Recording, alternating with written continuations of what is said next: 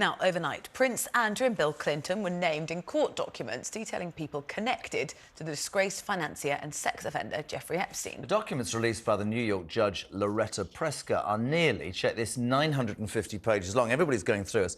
So to join us to discuss more, royal author Norman Baker in the studio, and criminal defence attorney and legal author Joseph Tully. If I can start with you, Joseph, thank you both for joining us. I said this earlier to Steve Gill. We have to make the point that, yes, lots of noise on this side of the pond about Prince Andrew, lots of noise on the other side of the pond about Clinton, celebrities being mentioned, innocent until proven guilty, and we have to avoid a trial by media. But you look at it and you go, there are going to be a large number of people, not just Prince Andrew, with a lot of questions to answer. Would you agree with that?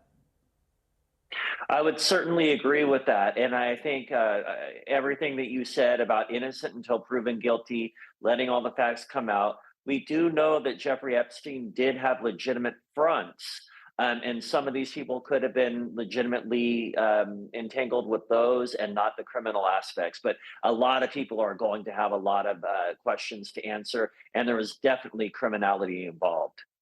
At this point, Joseph, though, what new information have we learnt? You know, there's not a lot new right now. As you pointed out, there's almost 1,000 pages dropped. And to complicate the matter, the server crashed because it was getting so much traffic. So there hasn't really been any new revelations. As you mentioned, Bill Clinton's name was mentioned a lot. Prince Andrew's name was mentioned a lot, but nothing really new at this point. I think a greater document release will come January 22nd after the stay is lifted in court. For me, yes, I'm absolutely sure that it's right to say that a trial by media is wrong and innocent until proven guilty, but it does, and we've had a lot of this over here. I'd like your take on Clinton and others. A lot of people have made, I think quite rightly, the case that Prince Andrew's judgment is appalling, right? You can't tell me that the ex-president of the United States, Bill Clinton, when everybody really knew what Epstein was about, to travel, and it's reported 37 times on his aircraft to the island is, as was quoted, I can't even say it, philanthropy. I mean, those are the sorts of things that people are going to go, hold on a second, that's not good judgment, is it? Oh, exactly. And beyond good judgment, I think all of the evidence is pointing that that island, there was no good on it and no good coming from it, and that the behavior on that island was appalling, was heinous and disgusting. So the fact that Bill Clinton traveled on the jet 37 times and went to the island a number of times, I think that he's going to be in a position where he will it will be very hard to defend. They have already issued a defence this morning. When contacted for comment, his representatives, Bill Clinton's representatives, referred back to a statement he made in 2019 when all these questions came up, saying that he at the time knew nothing about Epstein's crimes. So lots of people are going to be issuing statements, levelling defences as well. Norman, in the studio with us, from Prince Andrew's perspective, this brings up again something he's defended and defended, always denied all the allegations. How do you think he's going to handle this? Well, very badly, I should think, because he normally does. The reality is he's been trying to rehabilitate himself. He appeared at church over Christmas. That was his soft way back in, and this is going to set him back yet again. But let's go back to the Emily Maitris interview on BBC, the car crash interview we had there. And his explanation for being photographed in Central Park with Epstein was that he was breaking off the relationship with him. Well, you know, when you break a relationship, you either just don't contact someone, or you say, I'm breaking off the relationship by phone. What you don't do is fly halfway across the world and spend several days with someone to break a relationship. So his story, all the way down the line, has been literally incredible. And I think this will simply raise all those matters again. But, you know, from my point of view, all the stuff with Epstein is only one aspect of Prince Andrew. The other aspect of Prince Andrew, as I set out in my book, is the issue of how he used his position as Britain's trade envoy to benefit himself, not Britain, but himself. It's an extraordinary... Listen, I will not and cannot sit here and defend Prince Andrew, but I was sitting here thinking this morning as this unfolded.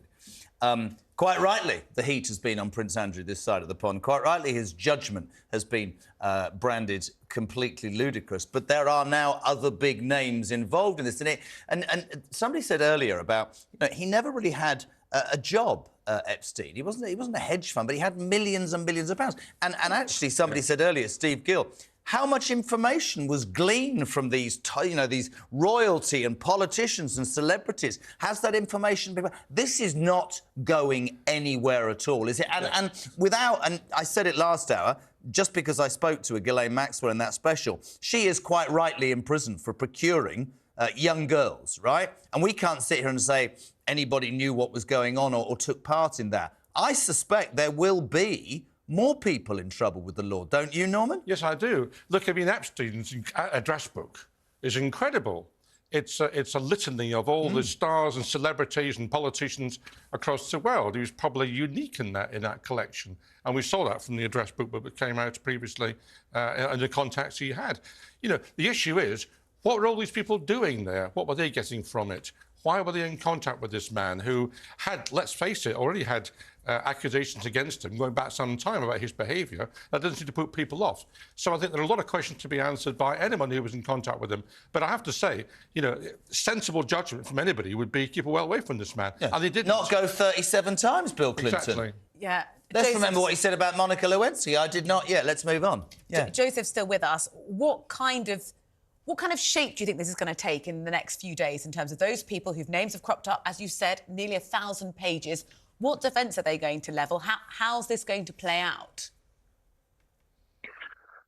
So putting on an attorney hat, I think that there will be so many names coming out.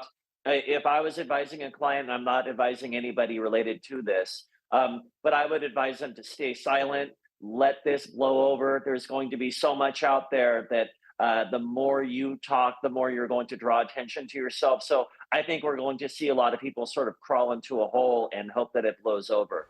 Joseph, thank you. Just to say on screen, Bill Clinton, Prince Andrew, Donald Trump, David Copperfield, Stephen Hawking, Michael Jackson, several of the names already mentioned. Others will come out in the next few hours and days. But, of course, none of these people are guilty of anything. And we have to be very careful about a trial by media. But this is a story that is not going to go away at all, is it, And how convenient that he committed suicide in prison, wasn't it, rather than go to trial? Absolutely. Leave that out there, Norm. You're right.